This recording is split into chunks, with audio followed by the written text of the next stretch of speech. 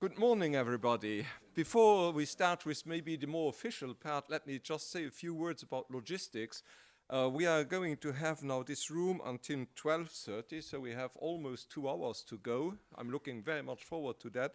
And then I wanted to say that at 1300, at 1 o'clock, actually we are invited, for those who are interested, by colleague Fabio Di Masi, who has organized an exhibition on Gaza. So, and he also asked me to convey this to you. So for people who are interested in an exhibition on Gaza in the European Parliament, that will take place at 1 o'clock. I now switch to the more official part, and I would like to say a few words. Excellencies, ladies and gentlemen, dear colleagues, I have the feeling that my words here today will be one of these many superfluous speeches that have to be held, but nobody wants to hear. Indeed, I'll try to introduce Professor Jeffrey Sachs, knowing quite well that it is absolutely not necessary to do so, especially not for an audience composed of diplomats, politicians, academics, and media representatives. So I'm not going to talk about Professor Sachs out of necessity, but out of pure pleasure. The pleasure to welcome here among us one of the most courageous and outspoken intellectuals of our time. The pleasure to express our gratitude to him for saying loudly and clearly what others would only whisper in the ears of their most trusted friends.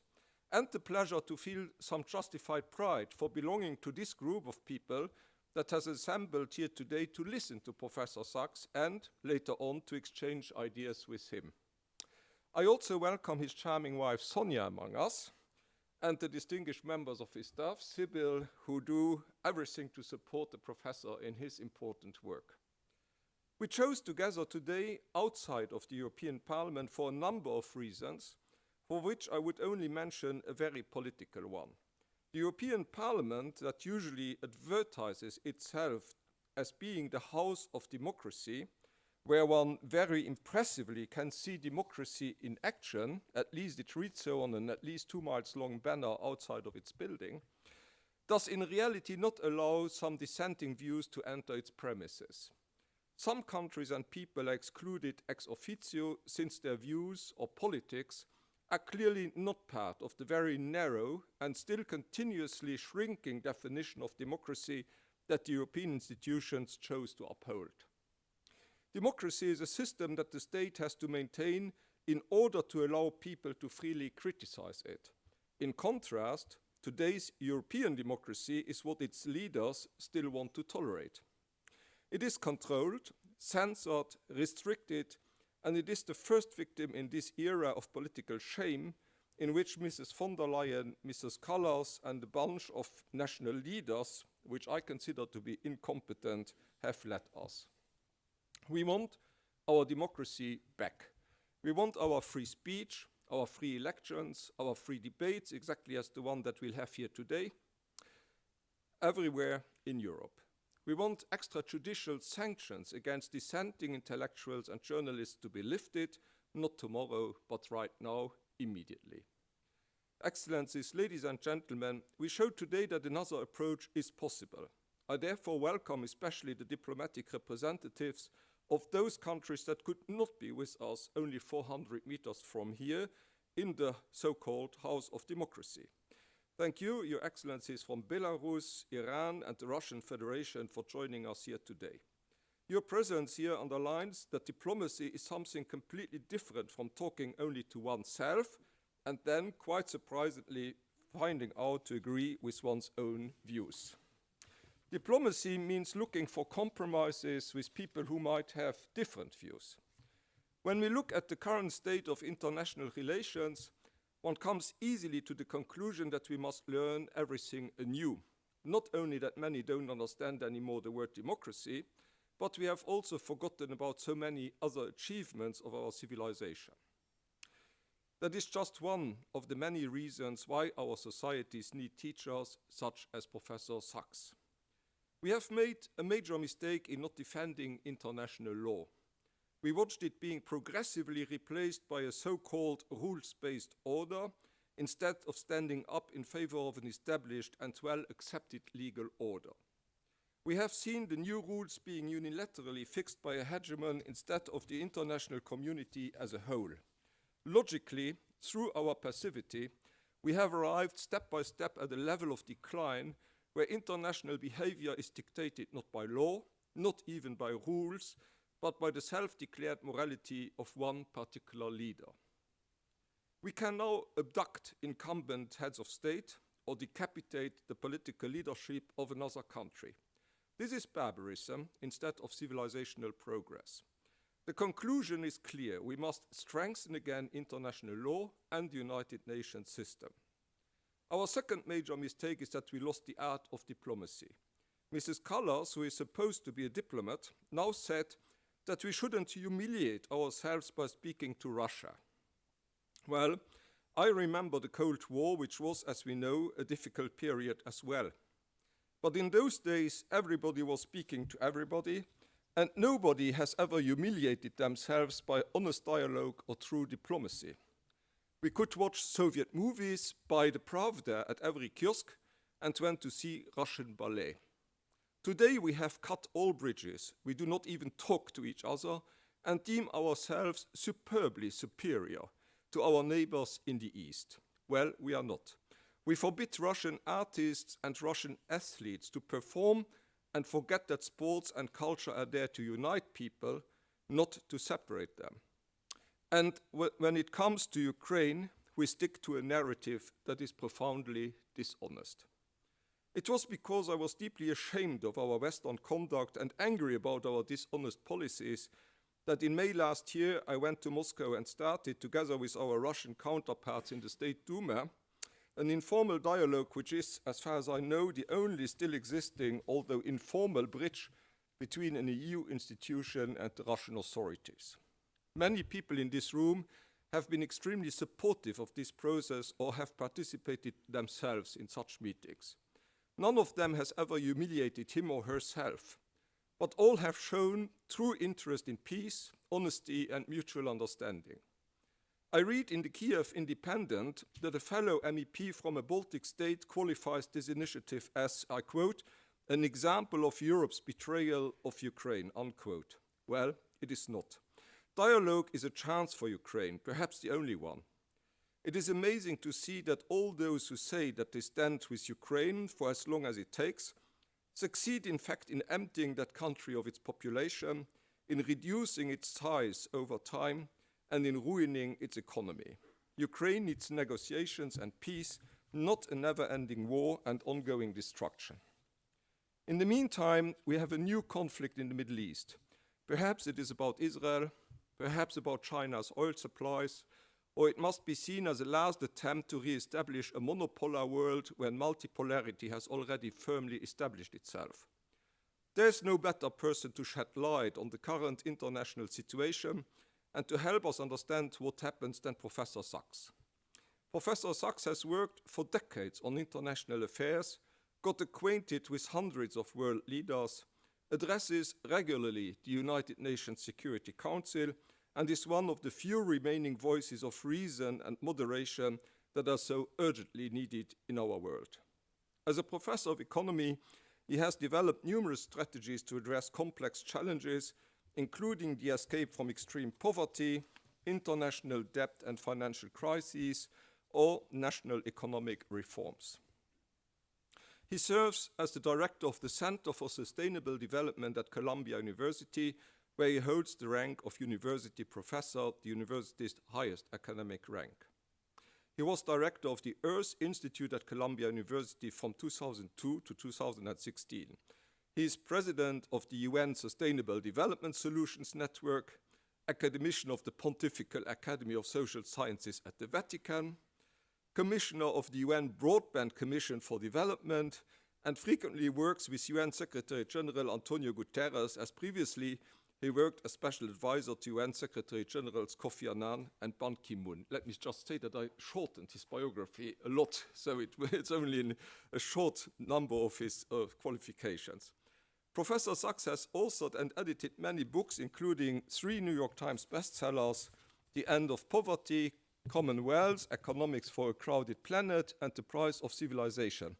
Other books include one that I ordered recently, the one on Move the World, JFK's Quest for Peace, because I think it's dealing with the Cuba crisis, and which is a very topical issue again. Professor Sachs has earned several prizes and was twice named among Time magazine's 100 most influential world leaders. And I don't know whether the count is still accurate. I have here 45 honorary doctorates. Maybe there are more in the meantime. And many honorary distinctions from around the world, among which the French Legion of Honor. And prior to joining Columbia, Professor Sachs spent over 20 years as a professor at Harvard University, where he also gained his academic degrees. So we are indeed very, very honored, Professor, to have you here with us today. Let us welcome Professor Sachs. The floor is yours.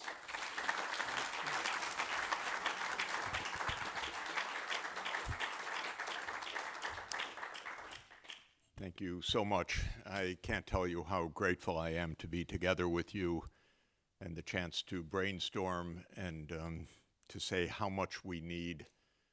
We need Europe to be a clear and true voice for peace. It isn't right now. It's neither clear nor does it speak about peace very much.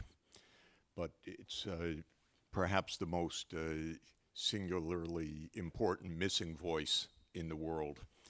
So anything that our meeting today can do to help Europe find that voice, which we know was foundational for the European Union and was the great lesson of World War II. To find that voice again is essential for the world. Europe's voice is making no sense right now, unfortunately. There's no clear speaking about almost any issue in the world. And it's having quite a devastating effect on Europe itself, obviously. The European economy is at best stagnant, but I think that's an illusion. The European economy, unfortunately, which I regard as the most successful economy in the world in terms of producing a quality of life that the world should be amazed at, cannot support this quality of life with the current strategy, with the current geopolitics, and with the current economic strategy. It's not merely stagnation, it's actually decline, because Europe does not understand its place in the world economy, either its place in world society right now. There was a story either yesterday or today, I've lost track on the plane flight over, in the Financial Times, implying how Chancellor Merz made a big mistake by saying that the U.S. had humiliated itself in the Iran war. And the point of this Financial Times article was that he did not sufficiently abase himself. He broke his code. In other words, he told the truth. And he was more or less castigated by many of the commentators from all the think tanks around. How did he do this? And this is what is very sad. We're not able either even to distinguish the truth, and if by accident it gets spoken, it gets criticized for having been spoken. At least Donald Trump did a favor for you. He took 5,000 troops out of Germany. If Germany would say, thank you very much, take the rest, Europe would be much better off because Europe remains an occupied continent 80 years after the end of World War II, occupied mentally and occupied physically by the United States. The U.S. is not protecting Europe. The U.S. is confusing Europe.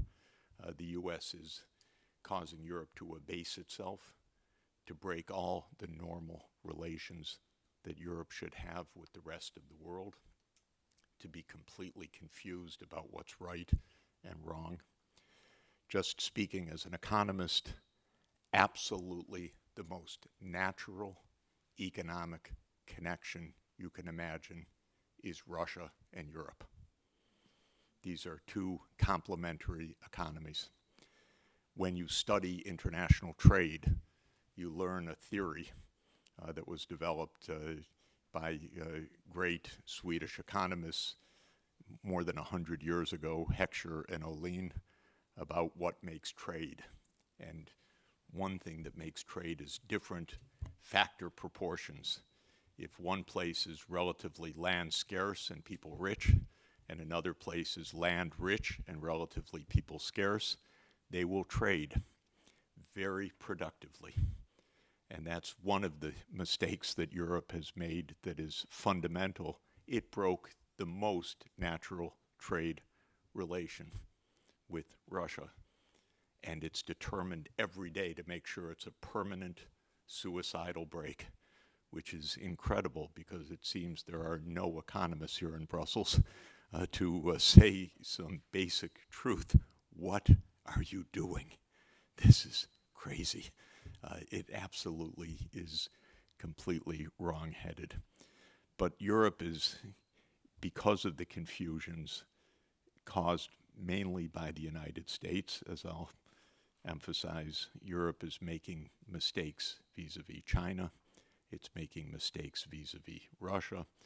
It is making profound mistakes in the Middle East, where this war of aggression by the United States and Israel against Iran, when Iran was doing nothing but trying to negotiate for the last 15 years, begging to negotiate, signing agreements, coming back to negotiate only to be killed by the Israelis and the Americans when they sat down to negotiate. And I mean that literally, not figuratively, on many occasions.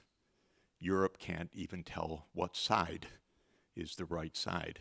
President Costa today, I just saw tweeted that Iran must negotiate. Excuse me, the United States and Israel launched this war. A pure, sheer, illegal, vulgar, disgusting, failed, violent war of aggression. Period. It's simple. It's not even complicated. And yet, Europe can't find the words to say the truth. Just a vignette, and then I will get to substance. When Iran was attacked on February 28th, there was an emergency Security Council meeting, a UN Security Council meeting. I was asked by several delegations to testify that day because I had been following these events very, very closely up to the moment of the attack. When I got there, par for the course, the chair was the UK, and they said, Professor Sachs cannot speak. Thank you very much. We won't have Professor Sachs speak, so I was not allowed to speak. But I sat down and listened. Well, this was the day that Iran was attacked. A killing of the leadership of the supreme leader and of top government officials and mass bombing. That was what had happened that day. And as we know, Iran then struck back that day at US military bases in the Gulf. So I get there, and the chairman starts the meeting, the UK, and he calls on the Bahraini ambassador first. And the Bahraini ambassador's first words are, "We're here because of an unprovoked attack by Iran on my country." I thought that's really interesting language.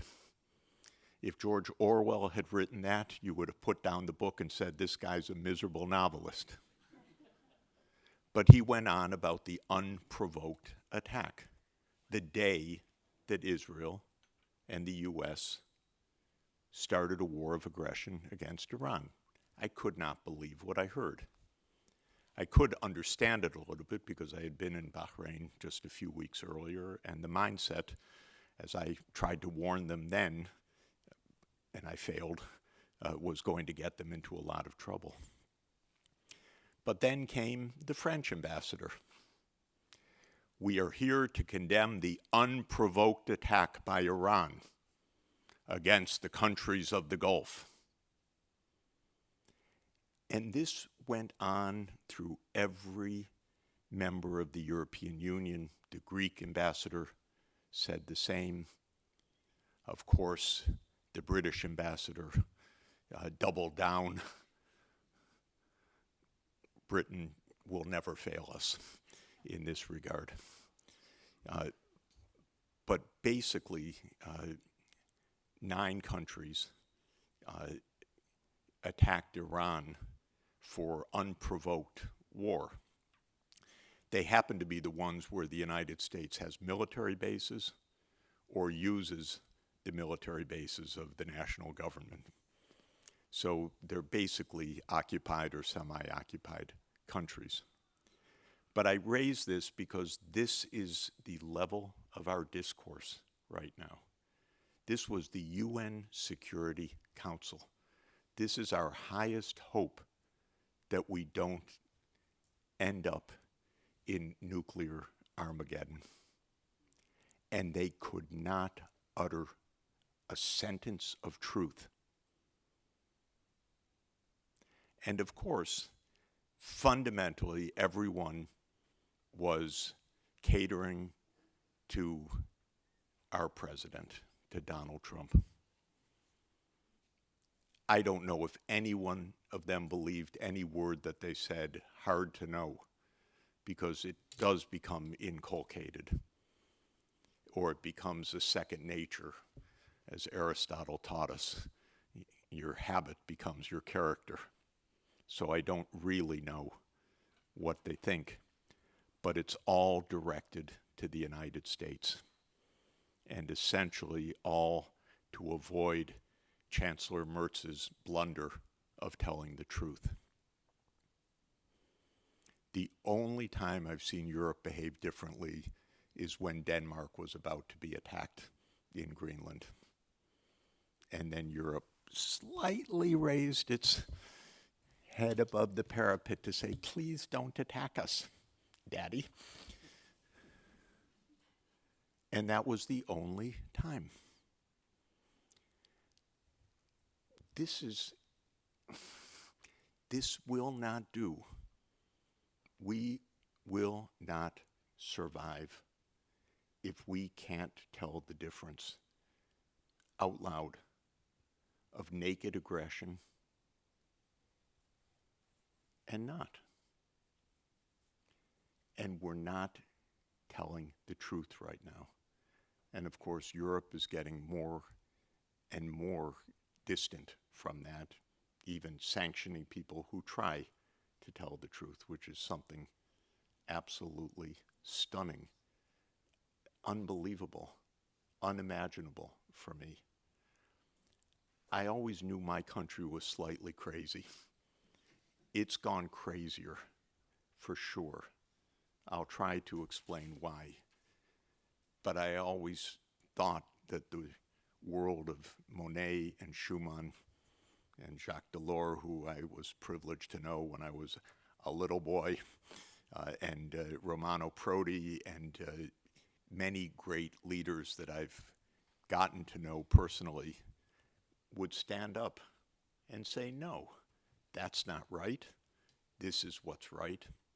And that we have lost right now. And the point I want to make is this is so dangerous for the world not to have Europe's voice, but how dangerous it is for Europe itself, even on the most nitty-gritty level, because Europe will sink the way that it's going by following the United States, which is in a dreadful, dreadful state of economic and political decay, especially political. Our system is corrupted, it's broken. We have put in place someone obviously utterly incompetent and mentally ill, and yet to this moment you're following along as if this is the real show. If you'll let me step back just for a few minutes of a little bit of broader analysis, very general, and then to try to come to the current specific issues. The most fundamental thing that is happening in the world economically is the recovery of Asia on the world scene. And that's part of an even more general process, which is the essentially catching up economically and technologically of the non-Western world. So there's a deep process that's underway at the scale of decades or even generations. And that process is essentially the following. For around 200 years, from 1750 to 1950, the Western world dominated the world. And it dominated the world economically, technologically, militarily, financially, and geopolitically. Any dimension you could look at, Europe, and then later in the period, the United States dominated the world scene. Of course, it started really with Britain and with industrialization. The single most important invention of modern history was the steam engine. It made the British Empire in its full 19th century glory. It made industrialization. Of course, it was followed by the inventions of Mr. Daimler and Benz, which made industrialization across Europe.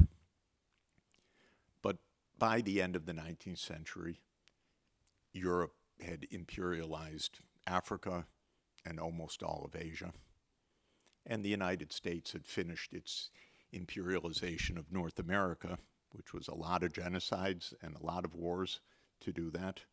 Something not to be taken for granted. It wasn't quite manifest destiny. It was a vicious genocidal conquest of native populations. But by 1890, that was completed, and then the U.S. went out to create its own international transoceanic empires, starting with Hawaii and then the Philippines and Puerto Rico and Cuba. This dominance was extraordinary, and it probably would have lasted another couple of centuries, because the way empire works is not only do you extract all the resources, but you make sure that your colonies don't develop. They remain uneducated. They remain with infrastructure that only goes to the mines or to the plantations, but not to serve the local populations. And so the dominance of empire would have continued for quite a while. But of course, Europe succumbed to two civil wars, two absolutely devastating, brutal civil wars. And without World War I and World War II, I think if you wrote counterfactual history, my guess is that European imperialism would have lasted probably another century or so. The wars came, and at the end, the U.S. essentially took over from the European empires. In some cases, literally fighting the imperial wars in Indochina when France retreated. The U.S. was rather clever, by the way, led in this period by our greatest president, and I think he was truly one of the great statesmen of history, Franklin Roosevelt. But he was also clever, which is that Lend-Lease was a lease, not a gift. So Britain was bankrupt by the end of World War II, and the United States said, thank you very much, we'll take your empire now, including military bases all over the world, and including, of course, the role. Britain taught the United States everything it knows, and Britain is a very ruthless political culture. It is the most violent country in the world of the 19th century. It would have remained so today. It's the greatest cheerleader of war that we have on the planet, even more than the United States itself. But it can do very little harm these days. But it still has great delusions of empire. It taught the United States what it knows. It even did some trial runs in Iran in 1953 because the overthrow of the Iranian democracy was entirely a joint venture of Britain and the United States. So that was the CIA's early training in how to take over the British imperial style.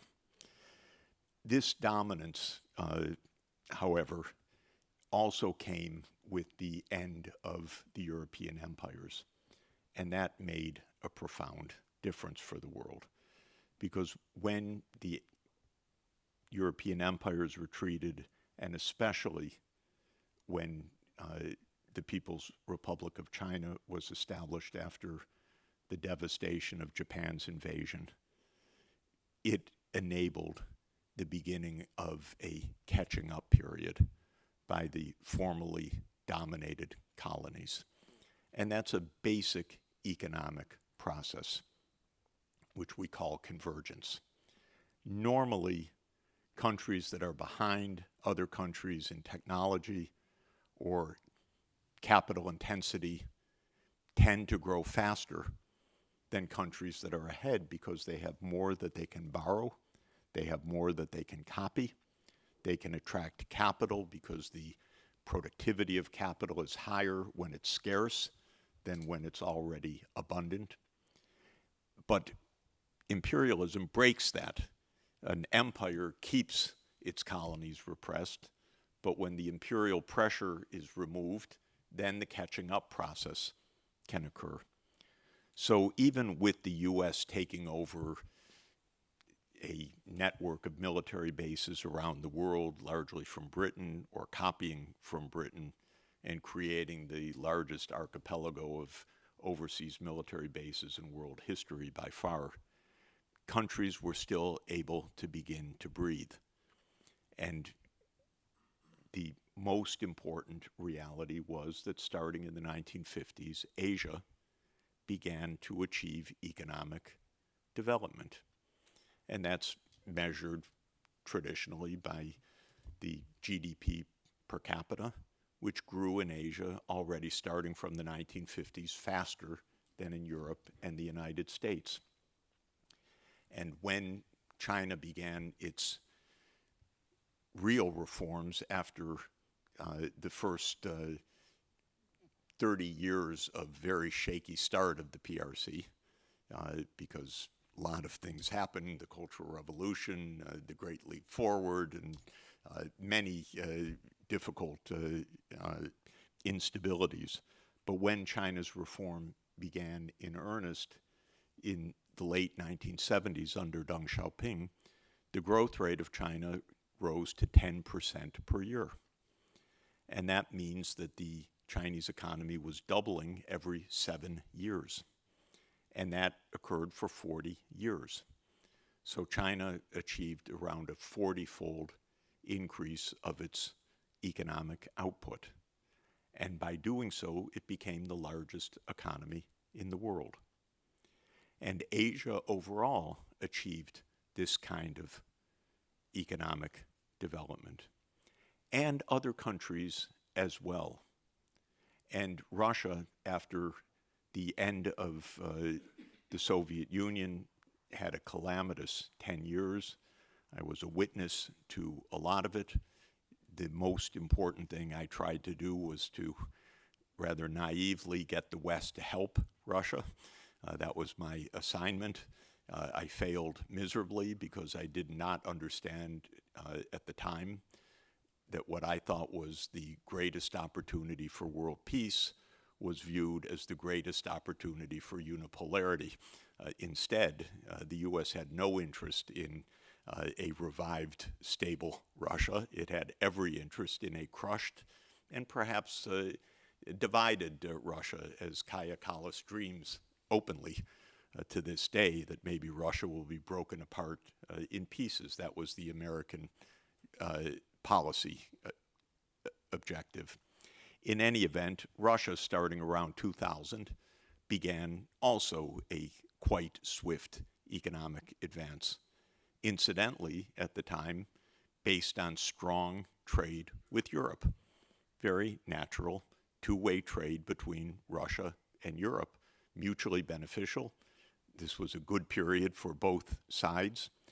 And the point that I'm making is that economically, the world rebalanced considerably. In 1980, I just looked up the data, if you add the gross domestic products of the Western countries, the US, the European Union, UK, and Canada, it was about 55% of world output. Today, it's around 30% of world output. And a lot of the increase is Asian increase, which went from around 30% of world output in 1995 to 50% of world output in 2025, a 20 percentage point increase of share. All of this is very important for two reasons. At an economic level, without question, we are in a multipolar world in which the Western dominance is over. It was an artificial dominance. It came because of lots of historical accomplishments and accidents that put Europe into a technologically dominant position in the world by, as I said, the middle of the 19th century, certainly, but even as early as 1750, I would say.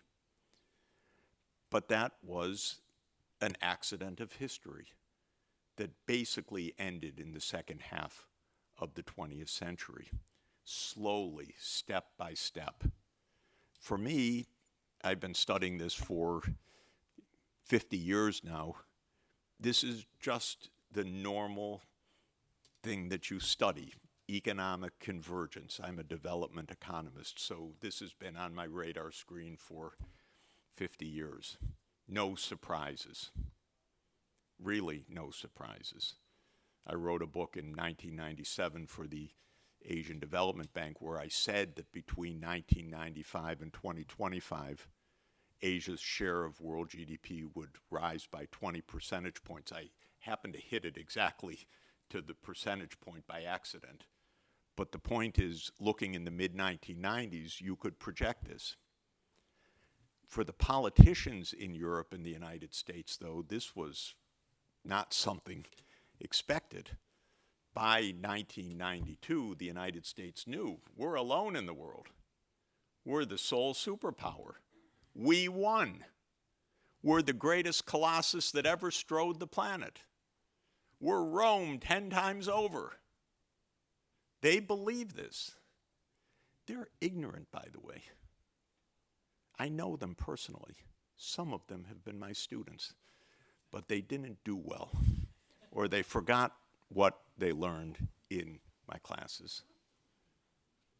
And there is a naivete, I have to say, in the political class about economics. We own all the goods. We have the choke points. We're in charge. They're just stealing. Whatever cliche one wants. The idea is we're great, and therefore we're on top. And because we're great, we're going to stay on top. And so the idea in the United States and in Europe, made by the United States, I would say, is that the Western world dominated and would continue to dominate. Russia was a nuisance, a third-rate power, a gas station with nuclear weapons, as the joke and the cliche and the stupidity was endlessly repeated. China assembles our toys and our products and our fabrics, but nothing to worry about. We are the unipolar power. We are the indispensable nation. And that is what brings us to our world today. There is a fundamental gap between understanding and reality. And that gap is what can get us all killed. The gap is widened because we have absolutely the most stupid, incompetent, unstable, probably demented leader. The last one was just demented. This one adds many other features. I'm only speaking clinically. So the gap is very, very large right now. What does the United States think that it's doing in general? There's been a playbook basically since 1945. And the playbook is we will be number one and we will stay number one. And in 1945, these geniuses thought we have the atomic bomb and we'll have that monopoly for 30 years and that will be our key. Like most such predictions, that prediction lasted 4 years till the Soviet Union developed its atomic bomb. Then Edward Teller said, well, we'll have the thermonuclear bomb and that will give us a monopoly. That one lasted a few months. Mr. Sakharov and his colleagues were very, very clever indeed, as there are clever people all over the world. So there are no choke points. NVIDIA is not a choke point. ASML is not a choke point. There are no choke points in technology. People learn, they innovate, they study, they reverse engineer. Yes, they steal, like all of our countries do. That's how economic development works. Ideas spread, they diffuse. And these days they diffuse very rapidly because there are a lot of smart people around in all places, by the way.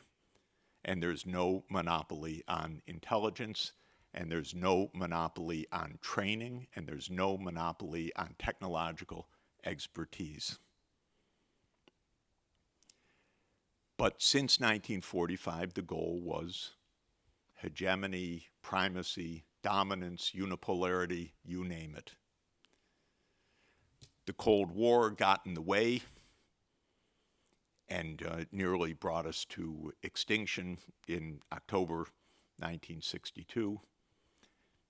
It's really, by the way, an episode everybody should understand completely, because the most important point of the episode, three important points. There were two very human leaders on both sides, Kennedy and Khrushchev. They saved the world, number one. Number two, they communicated with each other. Without the back channel communications, the world would have ended. And the third point to understand is that after Kennedy and Khrushchev agreed to end the crisis, the world almost ended when a captain of a disabled Soviet submarine ordered the launch of a nuclear-tipped torpedo, which under U.S. military doctrine would have led to the full response of the U.S. nuclear arsenal, led by a true psychopath named Curtis LeMay, who was itching for a nuclear first strike.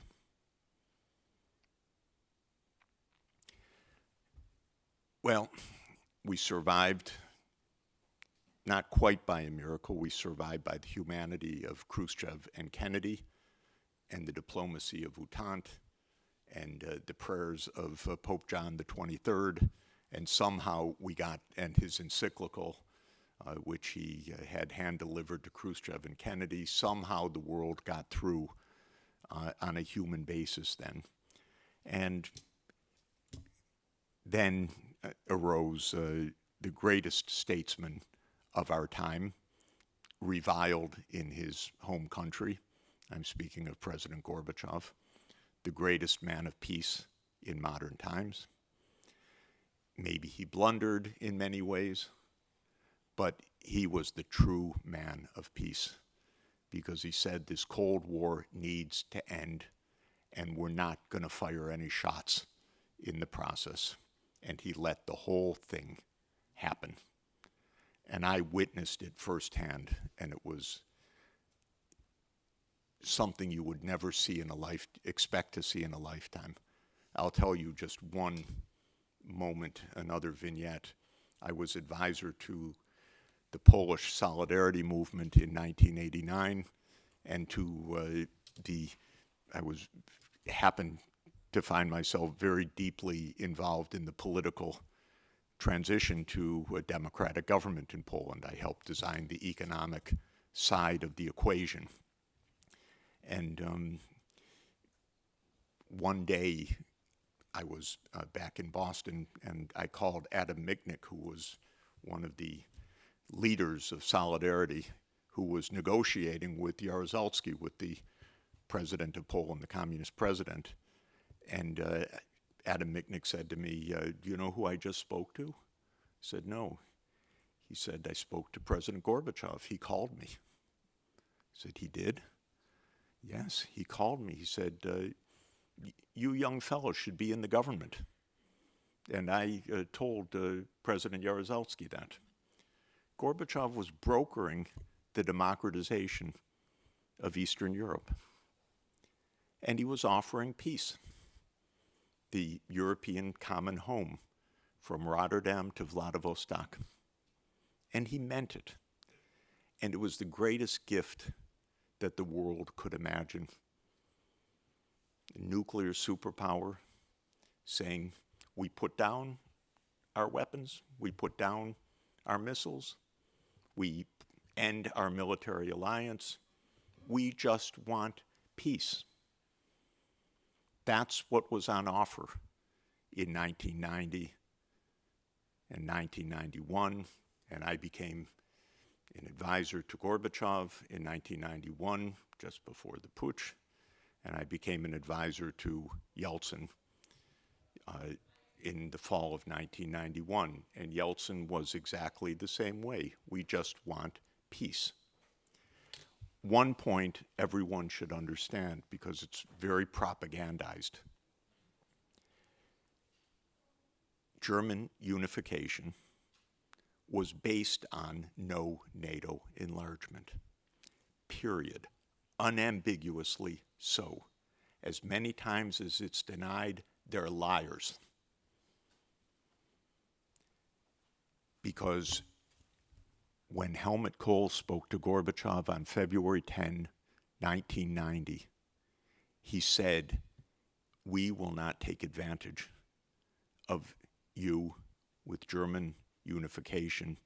NATO will stay in its place. And a month ago, Paul Keating, the former Prime Minister of Australia, just gave me a call out of the blue to speak. And he told me, Jeff, just after the February meeting, I was with Helmut Kohl. And I asked him, I said, Helmut, you got German reunification agreed. What was the quid pro quo? And Kohl said to me, Paul Keating says, no NATO enlargement. It's straightforward. It's repeated 100 times in documentary records and speeches by Genscher, in memoranda, in speeches by the head of NATO. It's only absolutely the lying of the United States and Europe which denies this most basic fact. Even aside from the legalities, by the way, NATO expansion was a terrible idea because of the provocations it would create. But it was also a commitment that it wouldn't happen, and a very clear commitment. And I don't want to keep us completely back in history, but it's worth your watching a remarkable interview when we used to have real television in the United States, and you could actually have an intelligent debate. I mean, on the mainstream media. There are lots of wonderful outlets now, but they're not the broadcast media. But we had a public television, and we had two wonderful reporters, McNeil and Lehrer, and they had a news hour where they would do a detailed interview. And in 1994, they interviewed Jack Matlock, who was the last U.S. ambassador to the Soviet Union, and Henry Kissinger. And the question was, should NATO enlarge? And Ambassador Matlock said, no, we're just developing normal relations with Russia. Why should NATO enlarge? And it could upset things, and we have a process, we're building trust. No. If something happens in the future, we may reconsider, but no. So McNeil turns to Kissinger. Should NATO enlarge? Yes, of course it should enlarge. Why, Mr. Kissinger? Well, it should enlarge. There's this no man's land in Central Europe. Well, are the Russians a threat? No, they're no threat. Could this provoke Russian anxiety or antagonism? Yes, absolutely. Well, then why do you call for NATO enlargement? And Kissinger says, it's worth watching, it's remarkable. He says, if you can't antagonize them when they're weak, what are you going to do when they're strong? It is like Thucydides and the Athenian generals telling the Melians, we're going to destroy you. The arrogance of it, the stunning imbecility of it, frankly. The man was very clever in many ways, but that's about the most stupid sentence I know in modern diplomacy. But the point is, ladies and gentlemen, we were interested in winning, in dominance, in putting our pieces on all the board. We were not interested in peace. We were not interested in mutual respect. We were not interested in following our word at all. We were the sole superpower. And Europe got the idea, that's great. We're part of the team. This is good. I was the most enthusiastic champion you can imagine for European enlargement, by the way. And when I wrote the first plan for Poland, at the instruction of Mr. Jacek Kuron, who was one of the Solidarity leaders and became the first Minister of Labor of Democratic Poland, he said to me, Mr. Sachs, I don't know economics, you just write anything you want. But the first sentence is, this plan is for Poland's return to Europe. He just wrote the first sentence of the document. And I believed it completely. My document said in 5 years, Poland will join the European community at the time. So this was the idea that we're going to just make Europe expand. But I thought it was going to expand all the way to Vladivostok, frankly. Not that it was going to make a new wall 1,000 kilometers to the east. Where did that idea come from? That idea came from unipolarity. The idea was break Russia. As clear as can be, that was the idea from the beginning. And the U.S. has a good habit of saying these things out loud if you look in the right places. So this was said by Zbigniew Brzezinski. It was written in his book in 1997, The Grand Chessboard, and it was written in his article, A Grand Strategy for Eurasia, in Foreign Affairs magazine in 1997. Both worth reading. In 1997, he gives the timetable for Ukraine's accession to NATO in 1997, saying it will be between 2005 and 2010. So that was the plan. And Brzezinski openly said, Russia, maybe it will become a confederation of three parts. There will be a European Russia, there will be a Siberian Russia, there will be a Far East Russia in a weak confederation. The dream. Then the United States dominates Eurasia. That was the explicit point of the book in 1997. And Europe became part of this exciting story. Expansion for Europe became important, but the naivete of Europe in this, frankly, is amazing to me, because this is such a clear agenda. And what Europe got out of going into war with Russia is mind-bogglingly wrong-headed and mistaken that it would fall into such a trap. The Europe that invented Ostpolitik, the Europe that understood that the continent should come together, the Europe that made the Helsinki Final Act, lost everything because now the American hegemon, our daddy, is going to take care of everything. And that's how you got into the Ukraine war. The US played this game. My current colleague at Columbia University, just as a measure of what's happened to our universities, is Victoria Nuland. She handed out the cookies and the billions of dollars for the overthrow of the Ukrainian government. By the way, I'm accused of many things about Ukraine, but I advised the Ukrainian government in 1993-94, President Leonid Kuchma, and I have tried my best to help Ukraine all this period. But the main thing I told them was stay neutral. Look at the map. And how many dozens of times did I repeat Henry Kissinger's adage that to be an enemy of the United States is dangerous, but to be a friend is fatal. And that's Europe right now. Europe's a friend of the United States. The US is not a friend of Europe, by the way. And it hasn't been a friend of Europe all along, for decades. The US was intent on making sure that Germany and Russia would never form a strong economic bond or political bond, because the economic connection of Germany and Russia is the most perfect economic connection imaginable.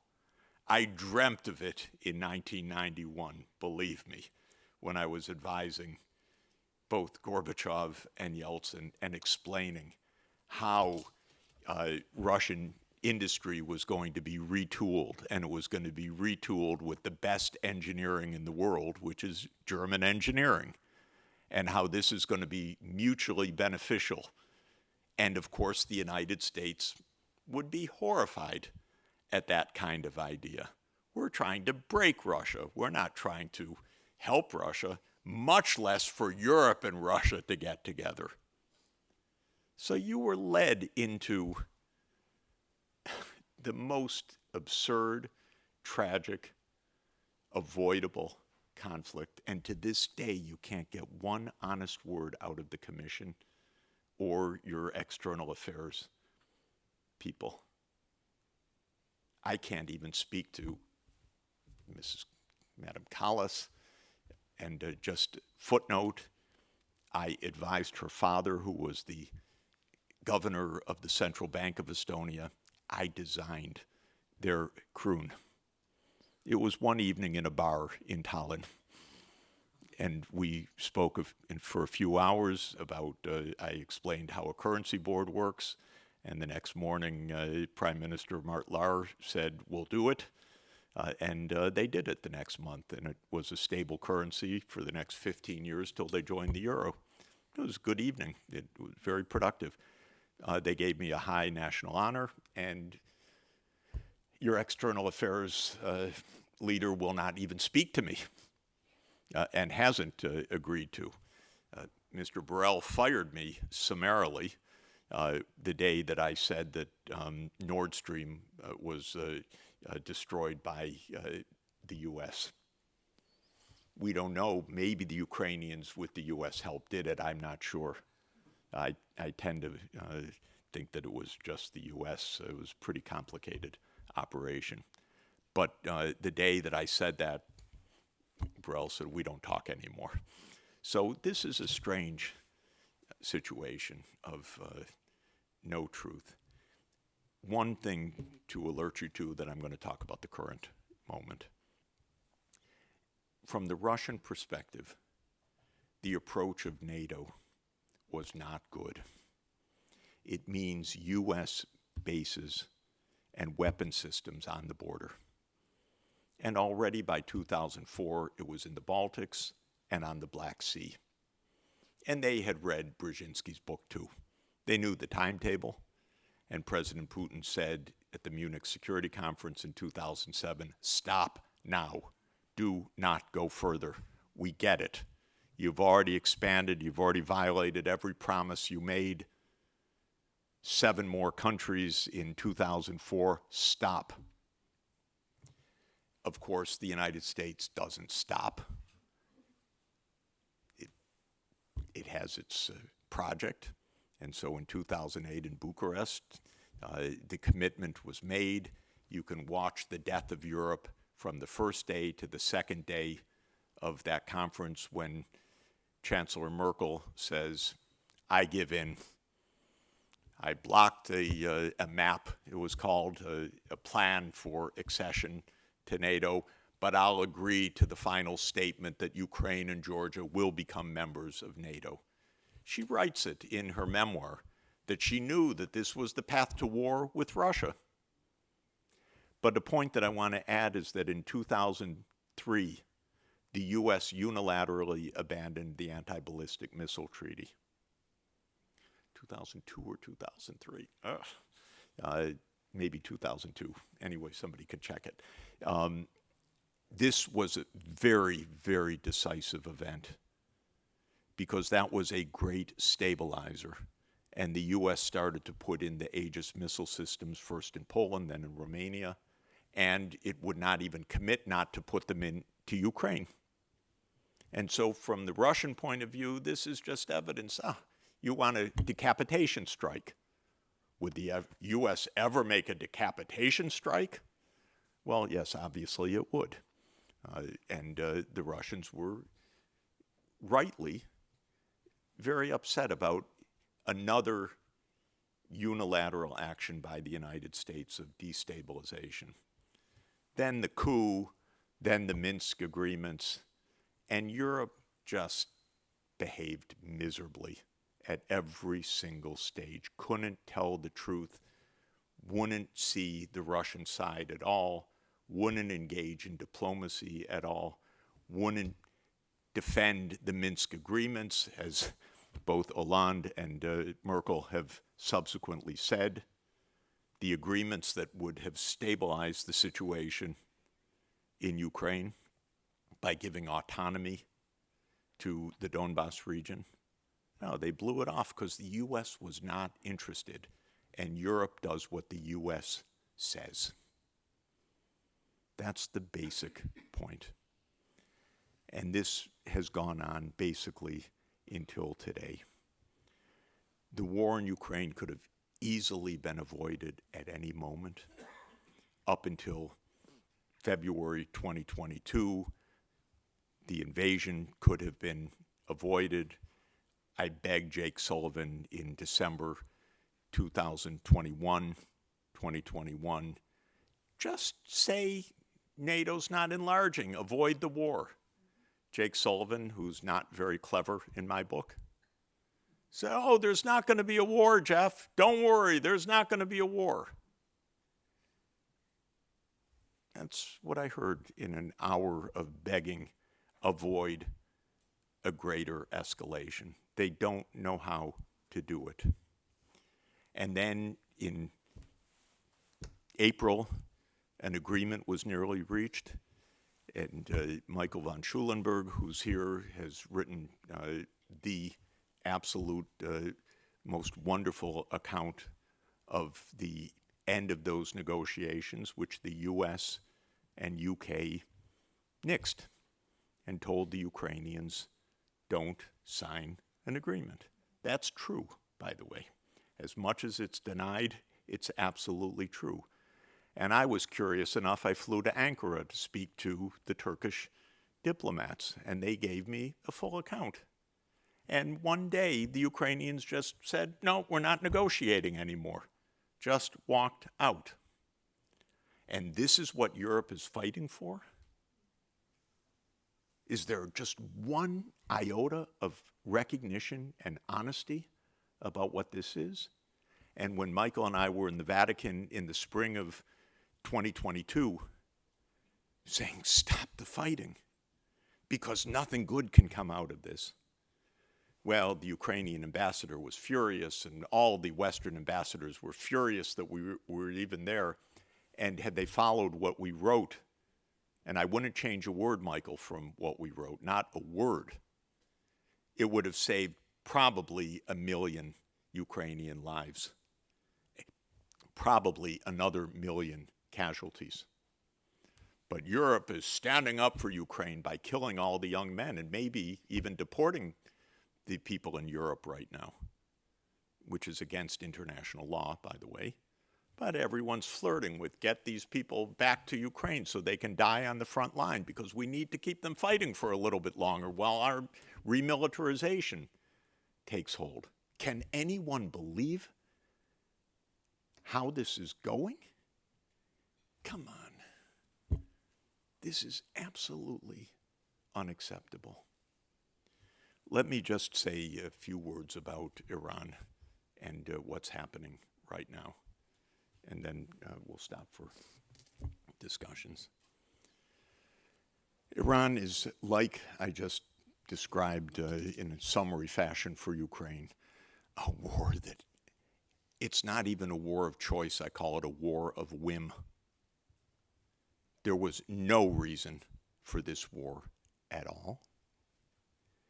It was based, I think, if I try to understand it, on a completely,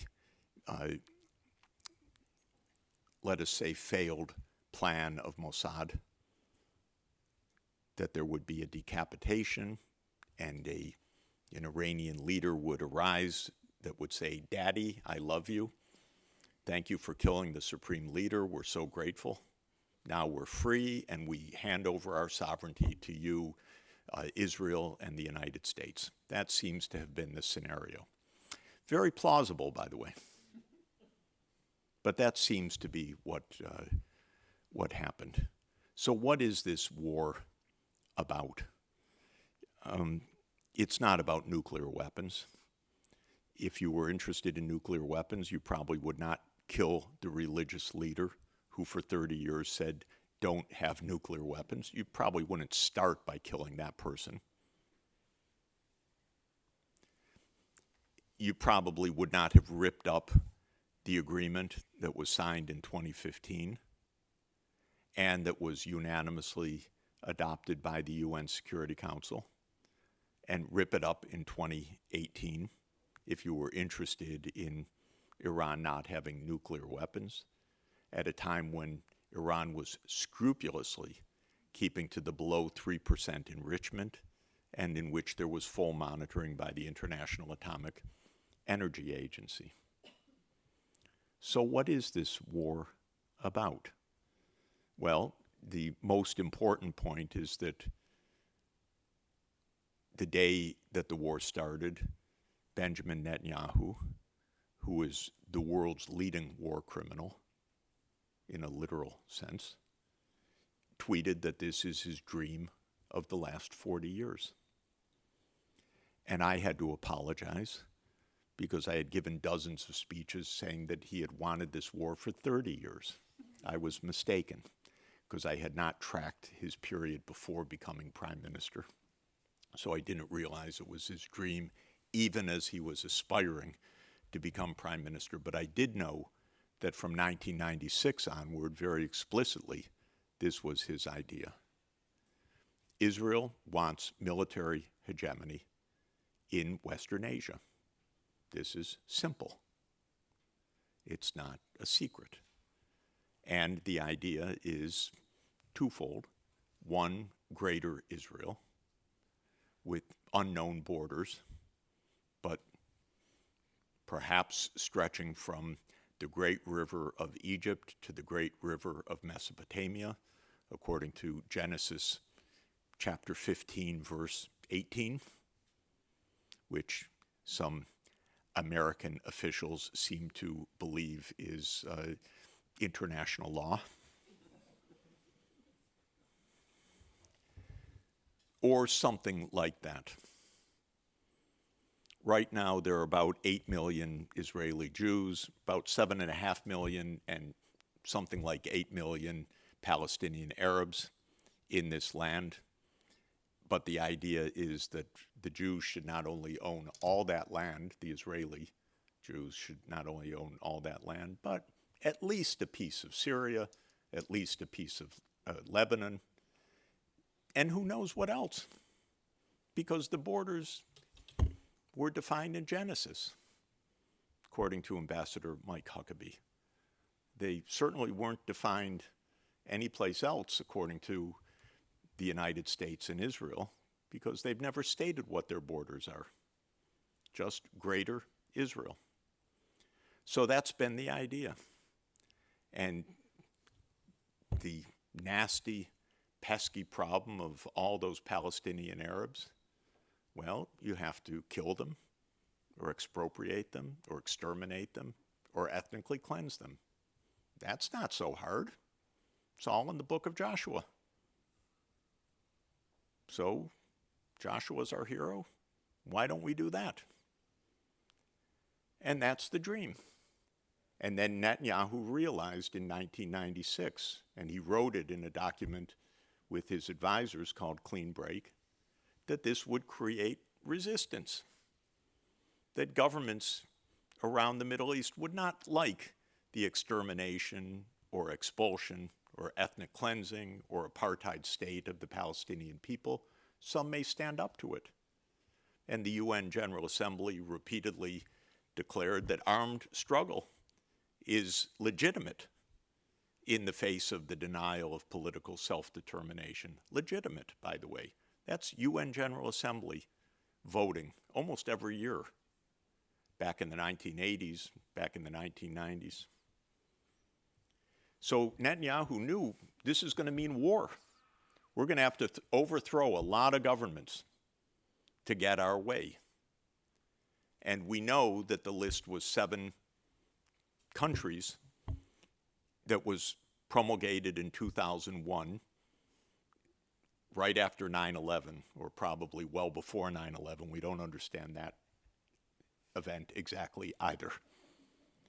But just to say that 7 wars to be fought in 5 years was given to General Wesley Clark, who had been Supreme Commander of NATO forces in Europe under Bill Clinton.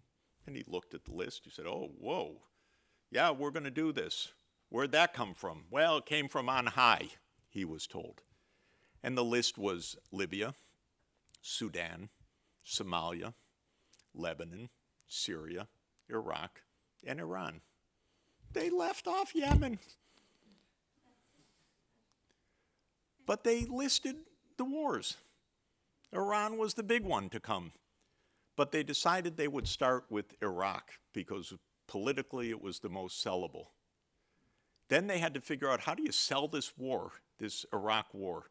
So they did focus groups in the Pentagon in the fall of 2002. A guy named Abe Shulsky, believe it or not, working with Mr. Doug Feith and Paul Wolfowitz. What a cast.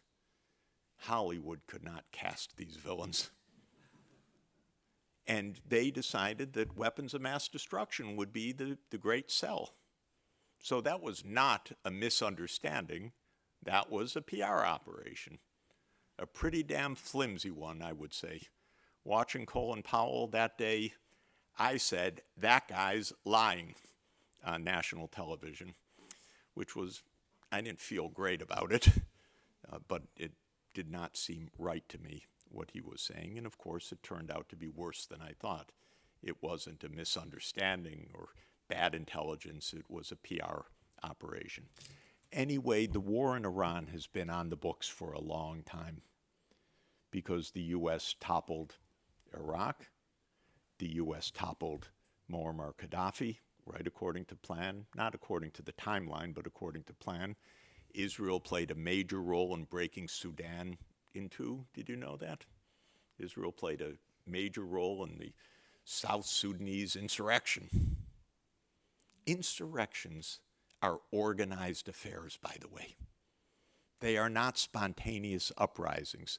They are expensive. They are produced by the CIA or Mossad or other intelligence agencies. People need guns, they need training, they need logistics, they need intelligence, they need munitions. These don't just come out of nowhere, ladies and gentlemen. So these wars were concocted, and Iran was the last case. And Netanyahu tried to convince every president from Clinton onward, go to war with Iran. And Donald Trump brags.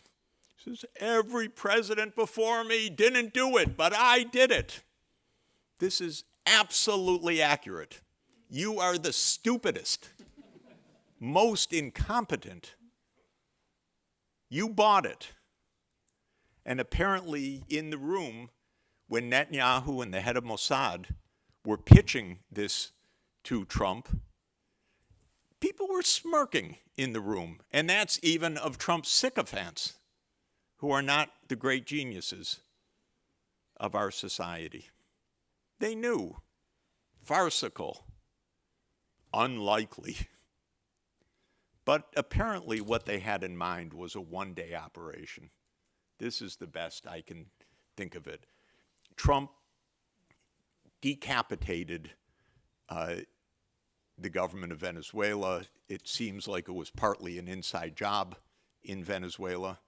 So it was insiders and Trump, and they took one person away, and the regime basically stayed, but it became pro-US. And it seems that that was the model for Iran. And lo and behold, it didn't happen. And since then, they don't know what to do. It's easy what to do. The first principle of rationality: when you're in a hole, stop digging. It's simple. You go home. There's nothing more to do. Just go home. What, Iran's going to invade the Gulf? I don't think so.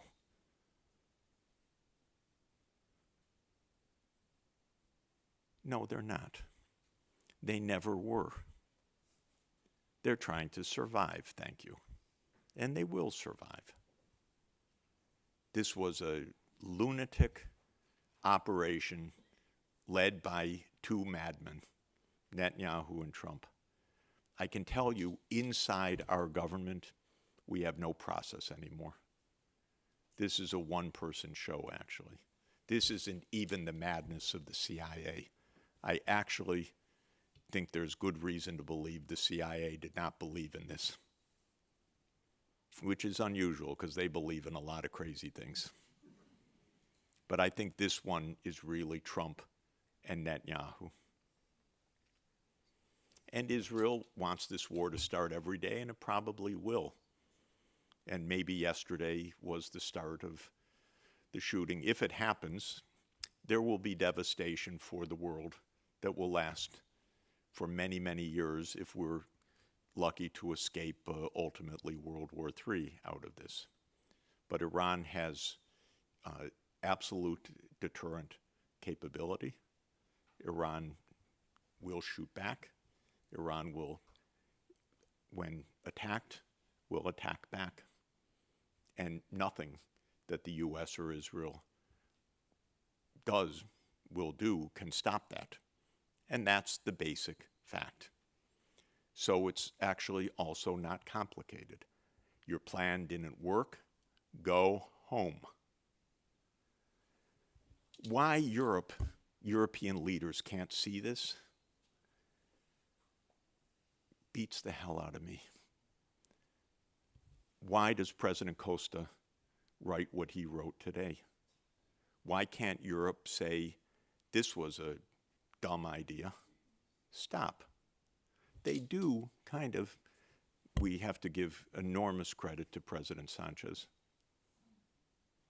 because he spoke clearly and honestly. And this is a great, great tribute. But in Brussels, not a word. In NATO, God forbid. So this is where we are. You're being very, very poorly led right now. First led by the United States, which is in a complete state of confusion and delusion. And you're breaking apart your economy and risking this society. Thank you very much.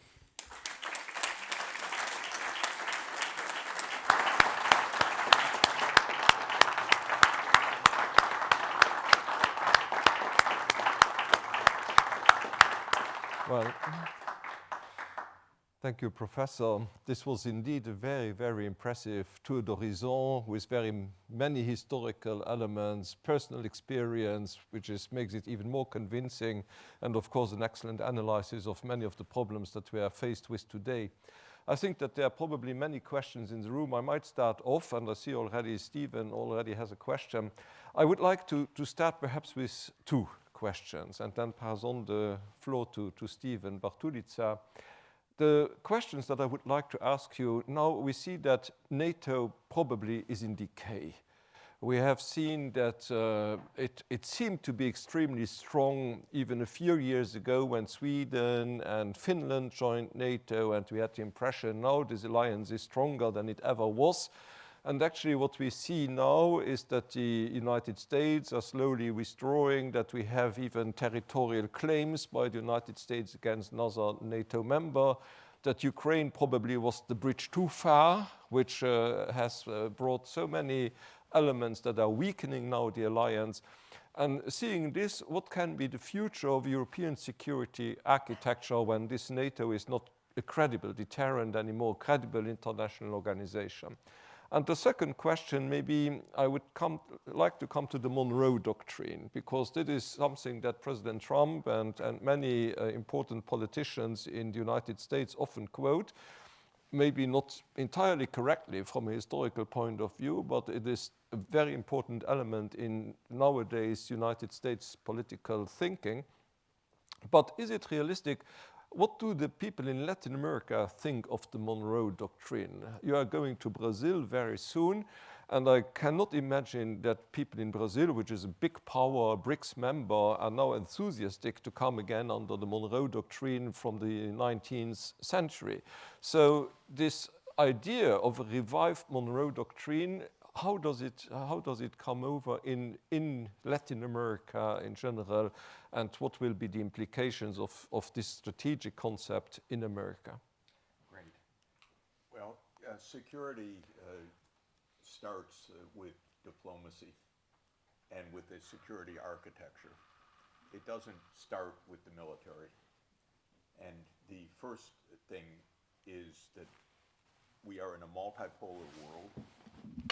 We're in a multipolar world, and Europe should have active diplomacy with all of the major powers to help elaborate an adequate security, an inclusive security for the whole world, including for Europe. So the major powers right now are the United States, which threatens to invade Europe, and that's no joke. Russia, which does not threaten to invade Europe, incidentally. China, India.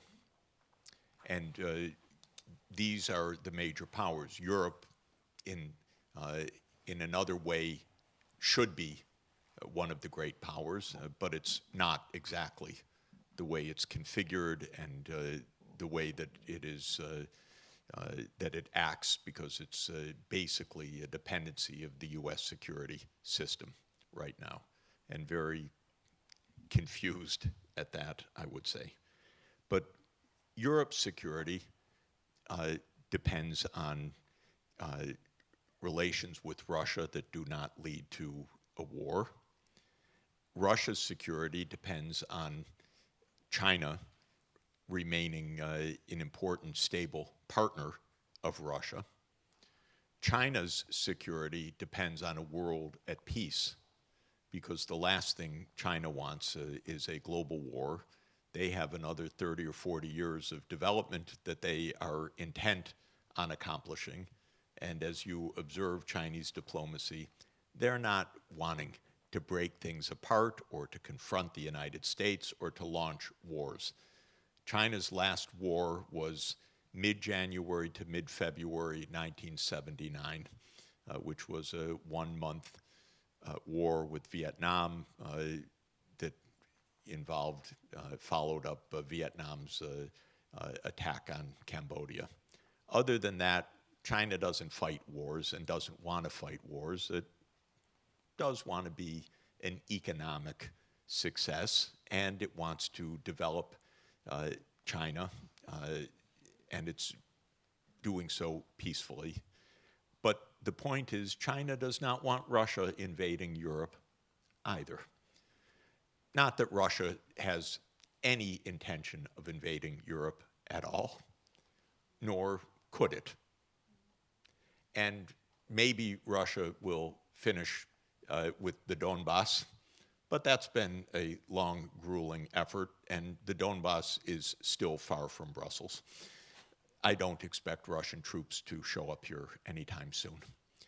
So I think the fantasy world of the European leaders is really something astounding. Let me distinguish a few of the leaders. Starmer and Britain has been Russophobic since 1840. They probably will never get over this.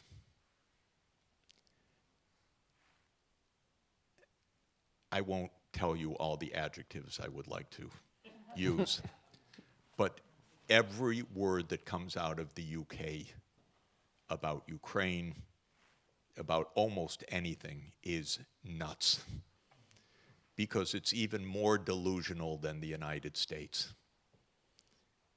It's like, for me, the Monty Python skit where the knight has had all his limbs cut off, but he's fighting on. I'm Britain. And that is Britain. So I put them aside because it's noise. It actually doesn't really matter whether it's Boris Johnson or Keir Starmer or anyone else. It's been basically this way since even before Palmerston. So that's Britain. Germany, for heaven's sake, should know better. It is the job of a German chancellor to call the Russian president. Period. No joke.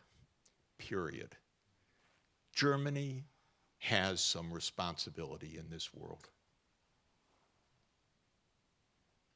Germany has some bilateral issues with Russia that should be attended to. I'm not talking about revenge. I'm talking about peace. And the biggest mistake of Merz is that he did not pick up the phone the first day and say, I'm the new chancellor of Germany and I would like to have a discussion with you, President Putin. Because that's his most important job in the world. The most important job for Germany, the most important job for Europe, the most important job for the world. And he failed that. And this is the most important point. France, it's another interesting story. Somewhere between Napoleon and de Gaulle.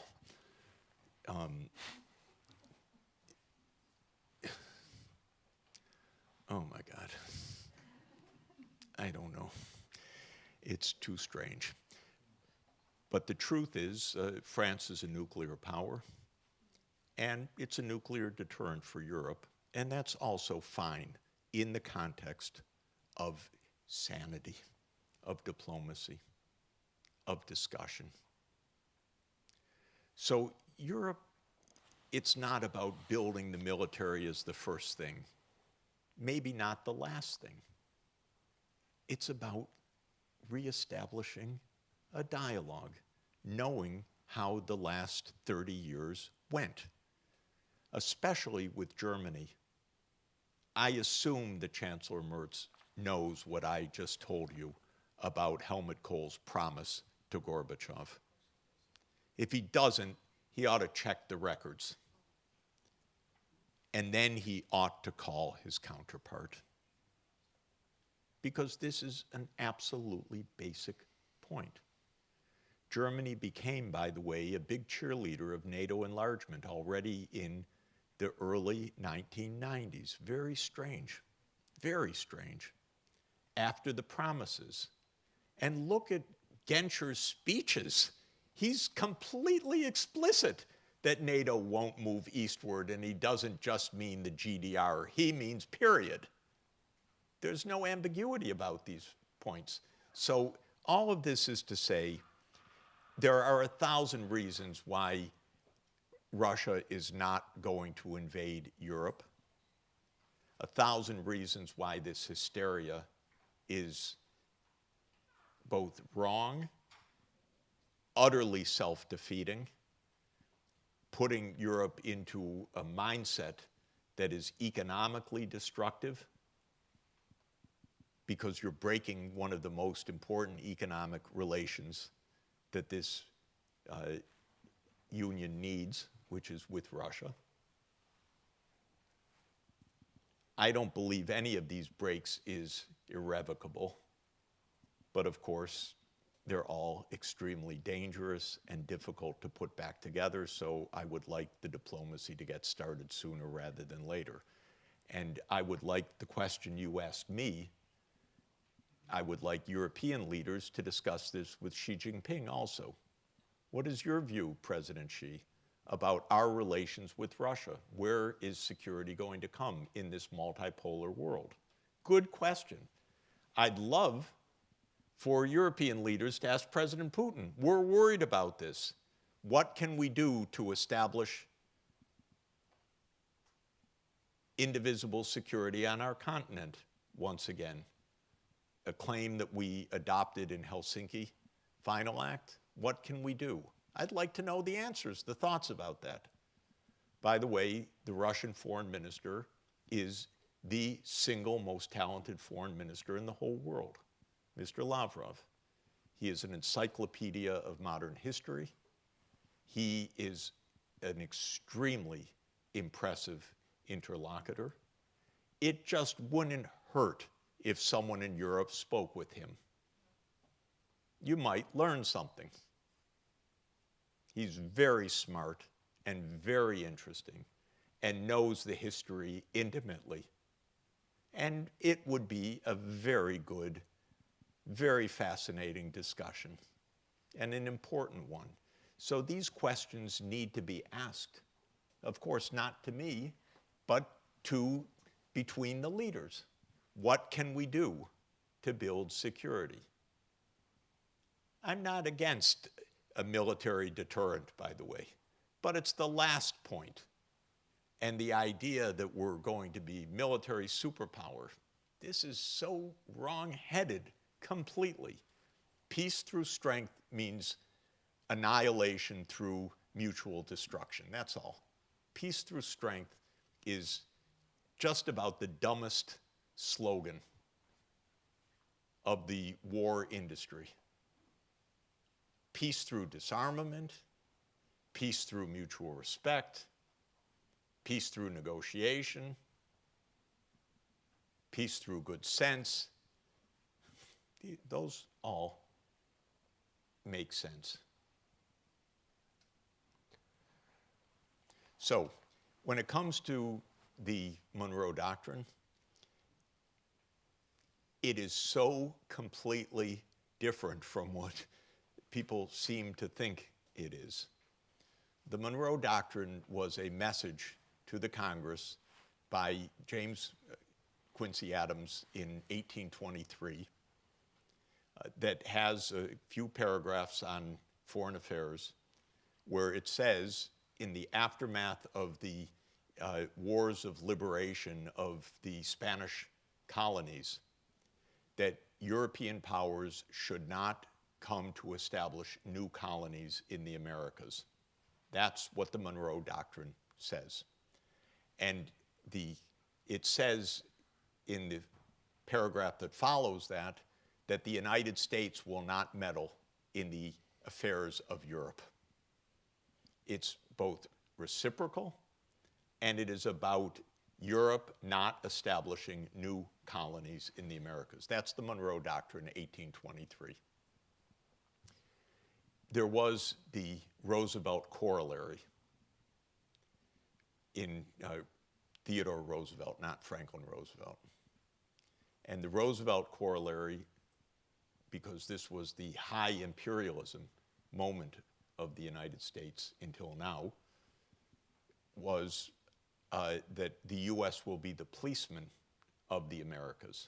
This was the corollary of the Monroe Doctrine, that the U.S. will police the Americas. If there's egregious bad behavior, we will take charge because we're the regional hegemon.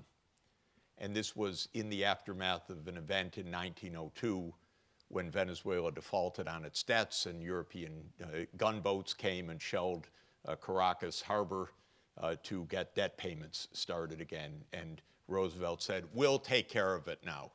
And from then on, the U.S. toppled governments in Latin America for the next 28 years until the sixth cousin of Theodore Roosevelt came to power, Franklin Roosevelt, and he essentially rescinded the Roosevelt corollary with what was called the good neighbor policy, where he said the United States will not unilaterally intervene in the affairs of the Americas. And under Roosevelt and following, they built the institutions of what became the Organization of American States. And the idea was a mutual collective security, but not American unilateral intervention. Didn't last very long.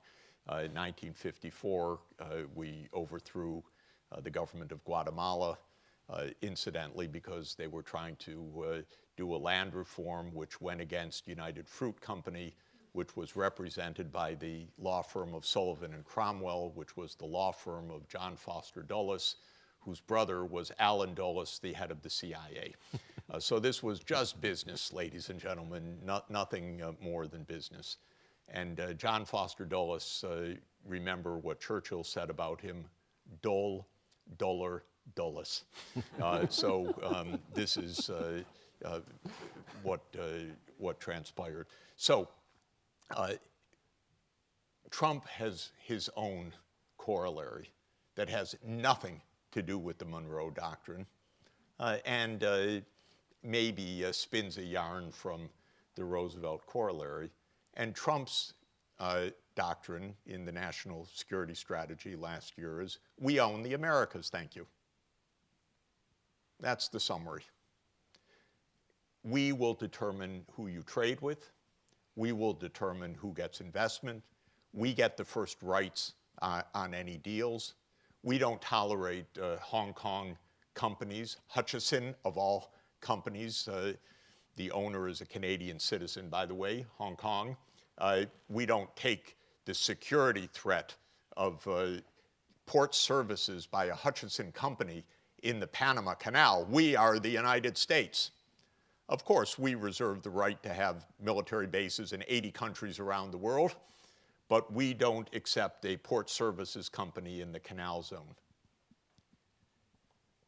Could someone other than a Columbia professor call bullshit? Come on, please. A collective bullshit.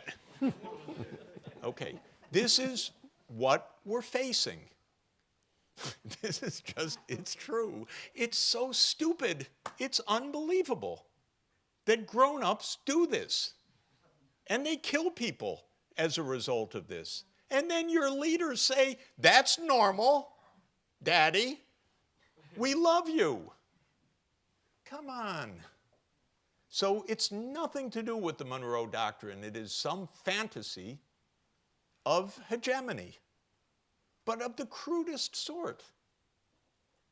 Roosevelt, he said in I think it's 1905 or 1904, I think it's 1905, he said, of course, we'll only do this in extremis. Countries should take care of themselves. Trump says, in extremis, we do it when we want. You want to make a deal? You come to us first. Literally, it's said in the doctrine. We get first rights on every deal in this continent. This is crazy. This will not stand, but it will make a mess for quite a while. So that's what that is.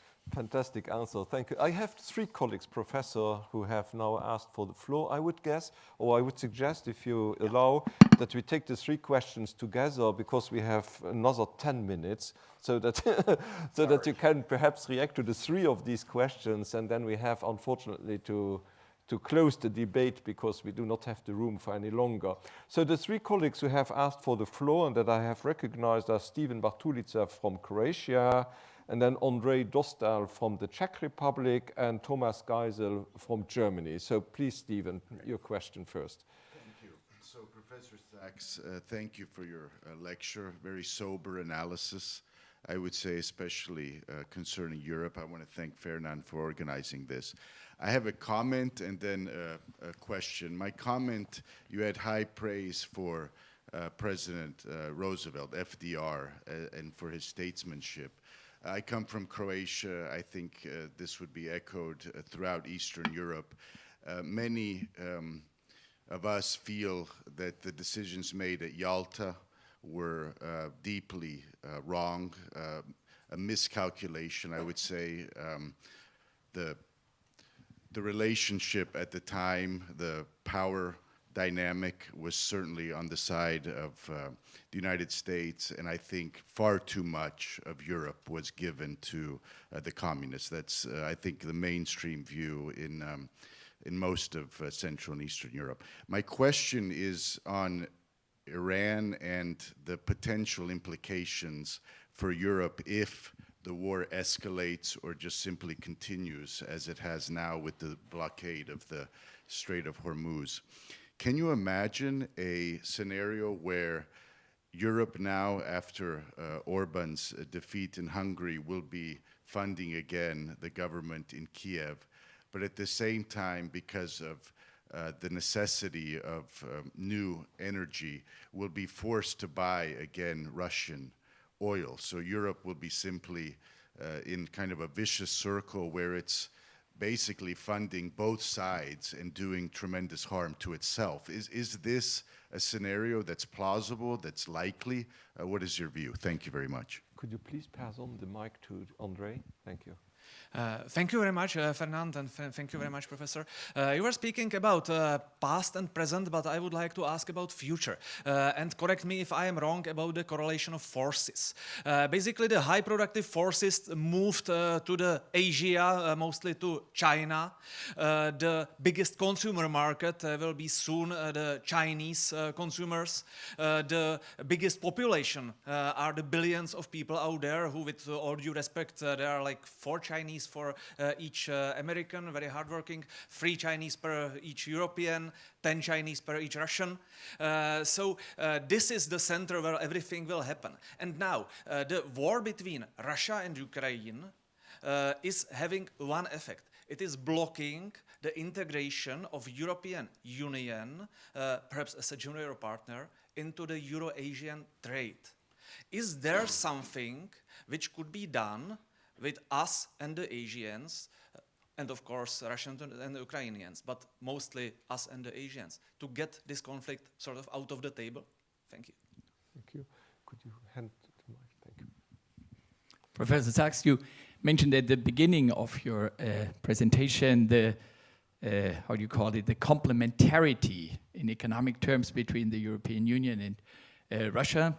you're certainly aware that is something that President Putin actually also mentioned in his speech before the Deutsche Bundestag when he got standing ovations from all parties at the time. I guess this may have been the reason why the Americans for a long time sort of tried to achieve the objective, avoiding, you know, a detente between Europe and Russia, or what they call the Axis Berlin-Moscow. And don't you think it's a tragedy in my sense? I mean, President Trump seems to have deviated from this classical neoconservative politics. I mean, he seems to try to overcome the isolation of Russia, and now it is just Europe, actually, who seems to continue this policy to avoiding any ties between Russia and Europe, despite the complementarity. And I mean, how would you explain that? Isn't that completely self-destructive? Thank you very much. Can you do that, Professor, in 7 minutes?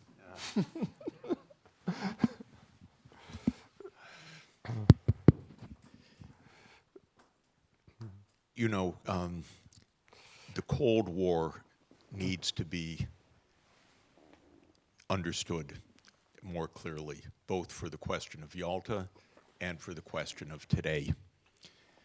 The Cold War was not something in fate that the war against Hitler ended, and now the Soviet attempt to dominate the world came. What actually was the critical point for Europe was the question of the future of Germany. And more important than Yalta was Potsdam. In Potsdam, it was agreed that Germany would be a neutral country, and that it would be neutralized, and the Soviet idea was that it would be demilitarized. This was a splendid idea, and it would have avoided the division of Europe. The Soviet and Russian security idea is safe space from Europe. From Napoleon, from Palmerston, from Churchill, from interventions in 1917 after the Bolshevik Revolution, which was a big war of Western intervention across Russia, completely forgotten today. But the Russian idea of security is a security space. And the way that that could have been done was if the threat from Germany was not to be revived. Russia, Soviet Union had lost 27 million people, the worst calamity in history over this period. And this was 1945, and immediately Churchill wanted to go to war against the Soviet Union, Operation Unthinkable. That was not just a thought experiment, that was a real question to his, the military staff. Could we fight a war starting this summer? Churchill had many sides to him. Already by Roosevelt's death, which was April 12th, 1945, the US military was taking in Nazi leaders and Nazi scientists to build an anti-Soviet effort. This also started at the same time. If Potsdam had been achieved of truly a neutral Germany, I think that the division of Europe would have been avoided. And when that failed in 1947, 48, the United States decided to build the Federal Republic of Germany. It decided to launch NATO in 1949. Stalin tried one more time in 1952 for the idea of a neutral Germany, and that was the Stalin Note. And the Soviets put it into action in 1955. The Stalin Note was rejected by the United States, but it was mostly rejected by Adenauer, actually, quite interestingly. Adenauer did not want a reunified Germany that was neutral. He said, I'd rather have the Federal Republic than a neutral Germany. And when he was asked why, he said, because I don't trust the German people to do the right thing. So Adenauer was actually the opponent of German reunification in 1952. The Soviets tried one more time in 1955 with Austria. The Austrian State Treaty in 1955 said permanent neutrality in return for the Soviet troops leaving Austria. It worked. Austria became reunified, and the Soviet Union never bothered Austria again. Russia never bothered Austria again. Austria lived happily ever after as a rich, prosperous, best strudel, absolutely wonderful, wonderful place. As neutral, exactly. So Yalta was not quite the giveaway. The tragedy of our world is that there were no anti-hypertension drugs in April 1945 because FDR died at age 62, and had he lived, he was a genius and he could manage Stalin. And he could, I don't mean manage in the manipulate, I mean he could negotiate with Stalin. And Stalin respected him and he respected Stalin. And he would have dealt with Mao Zedong the same way. Because for Roosevelt, it wasn't labels. Roosevelt understood power and he understood peace. And he wanted the major powers to be at peace with each other. But he understood limits, but he understood that you could collaborate also. He was a great genius. Truman was Truman. He was a mediocrity. Maybe, I think a nice man probably fundamentally, but not smart enough not to drop the atomic bomb twice and not smart enough to be able to keep the military-industrial complex from arising and not smart enough to avoid the National Security Act of 1947 or the NSC 68 in 1950, which put the US on the path of the Cold War. So my point is there was nothing inevitable about the occupation. I'm married to a Czech who knows the realities of Europe and the divisions, so there's nothing that is,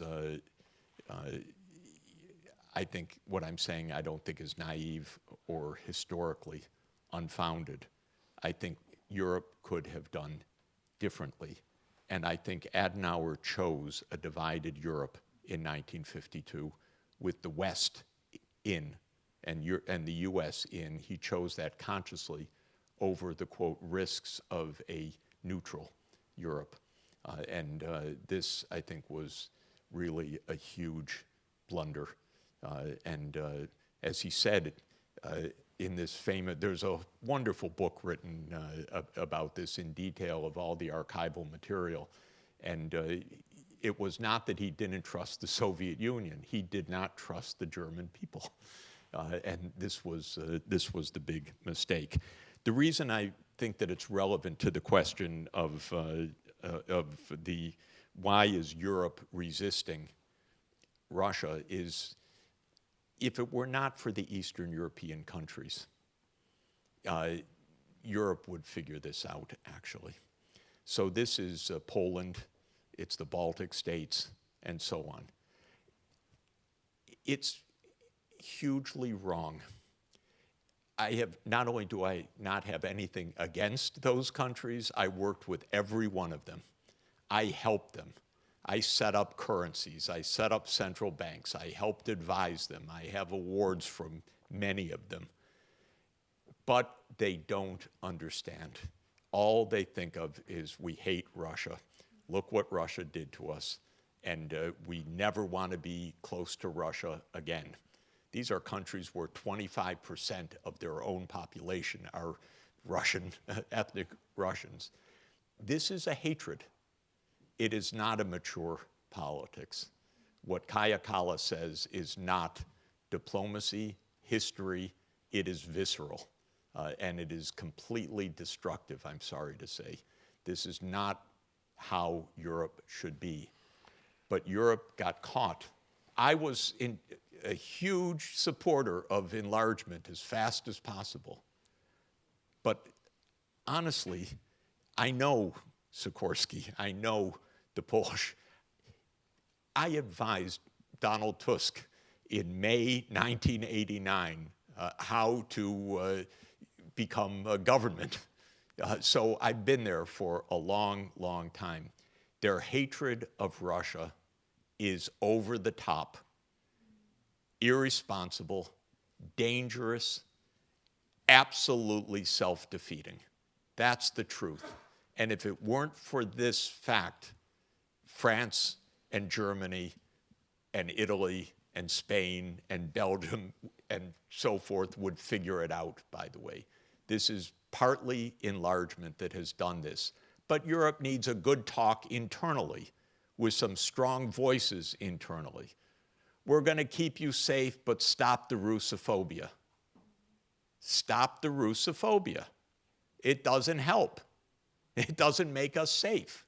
This is the most important point. Stop the hatred. Everyone hates everyone. That's how we all get killed. We hate the Iranians. We hate this. We hate the Palestinians. We hate blah, blah, blah. Stop. Everyone's got their story. We need diplomats that talk with each other. Discuss, calm down, but don't have external affairs people spouting hate. This is not any path to safety. So this is what's happened here, frankly. And it's very sad. And I loved the expansion to these countries. It was my life's work for years and years and years to help them. And it worked economically, by the way. It really worked. They gained, just like I said in 1991. They went from a third of German per capita income to 2/3 of German per capita income over a 30-year period. Pretty much just on the prediction line, by the way. That's how economics works. That's convergence. But the hatred needs to stop. Part of Europe's problem, seriously, your memories are too good. You know, when I got to Belgrade and I was trying to help the last federal government of Yugoslavia, of course, they were worrying about the battle of 1389, yes. Oh, God. And Poland is, upset about, of course, the partition of 1795. Give it a rest. Give it a break. The wisdom of my wife, which I will share, is that while Santayana says that those who forget history are condemned to repeat it, Sonia says those who remember history are condemned to repeat it. So I advise you, a little forgetfulness could go a long way. So just to mention. Finally, on Europe's economic vocation. Europe is falling behind all the cutting-edge industries now. Partly it's massive distraction of war. Crazy way to spend money when you should be building AI and building digital Europe and many things. Crazy to be wasting your money on military things right now. The war would stop diplomatically, you'd be safe, and you could spend your trillions of dollars usefully rather than throwing it away. So this is one point. Europe has all the capacity to be in the front range of the technologies of the future, but Europe's giving it all up. I was going to say two things. One is distraction. The other, frankly, is the main industry of this continent in manufacturing, the auto industry, failed. It failed to move to electric vehicles. And this is a huge mistake of incumbency. Understandable. German internal combustion engine vehicles are the best in the world, the best in history, no question, period, by far. But no one's going to drive them in 20 years. Nobody. You're going to be driving BYDs or something else. Or it could be you'll drive electric vehicles made by industry here, but you better hurry if that's going to be the case. I like the fact that Volkswagen is making a major investment in China, because maybe it'll learn something quickly. And that will be very, very good. So this is self-harm, is the incumbency factor, and then the war distraction factor. And then two more things. Europe needs an economic strategy that it doesn't have right now. It's amazingly still 27 countries after all of this union. And every one of those markets is too small to support world leaders. And so you're losing on scale, even though this is a very big economy if you aggregate across the 27. It's not big if you keep the barriers for finance and innovation and parcel up the continent the way that is still done, shockingly, today after all of this time. This is still too divided. You don't even have an infrastructure, modernization infrastructure program for the EU-wide. You have 27 independent projects. Come on. This is not right. So this is a scale factor that really needs to be overcome. And industrial policy completely depends on scale. You need to compete with the US and China. And you can't. You know, you have one company in the top 50 market capitalization in the world. One. ASML. One. Europe's top innovation cluster in the EU 27 ranks 12th on the list. That's Paris. 3 of the top 6 are China now. Number 1 is Shenzhen, Hong Kong, Guangzhou. Number 3 is Beijing, and number 6 is Shanghai. And Silicon Valley is 4th on the list. And the other 2 are Tokyo and Korea. So 5 out of the 6 are Asian now. So China and Europe should be working together, trading together, friendly together. That's also key for your security. You want to make enemies of China and enemies of Russia, which is what Europe is doing? Are you kidding? Call me when the US invades Greenland, and then we'll talk about it. Okay? Because you're doing everything wrong for your security. You're looking in the wrong direction. And if you want security with Russia, make nice with China. Don't make an enemy. And if you want to have a 21st century climate safe world, cooperate with China. It's the leading green technology economy of the world. Europe should be. Europe led all of this, but it gave up. And if you want to have real projects, you have a global gateway, pick up the phone and call the Belt and Road Initiative and say, we, the global gateway, will invest eastward, and you guys invest westward, and we'll meet in Samarkand.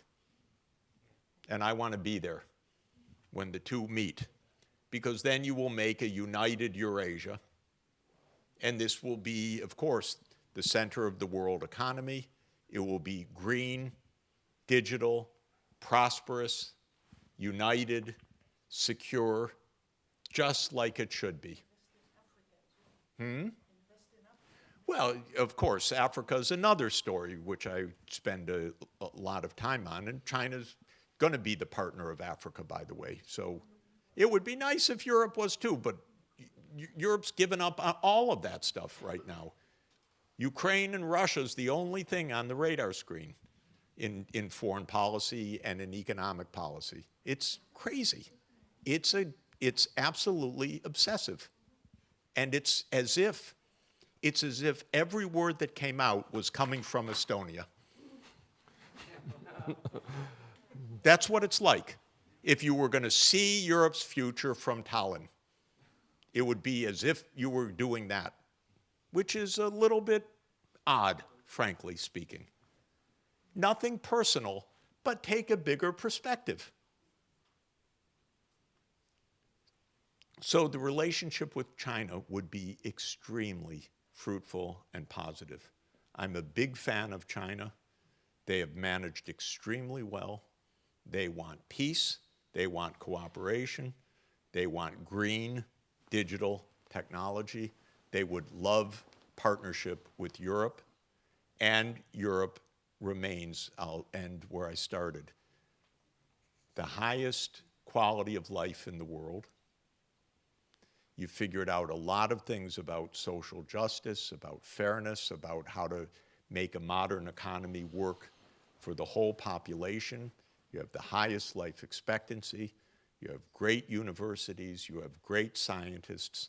So you have everything to make it work. There's nothing desperate here except the lack of direction. Thanks. Well, ladies and gentlemen, thank you, Professor Sachs.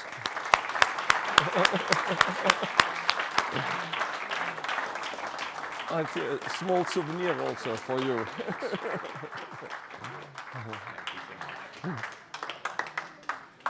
We have to run, if not I would...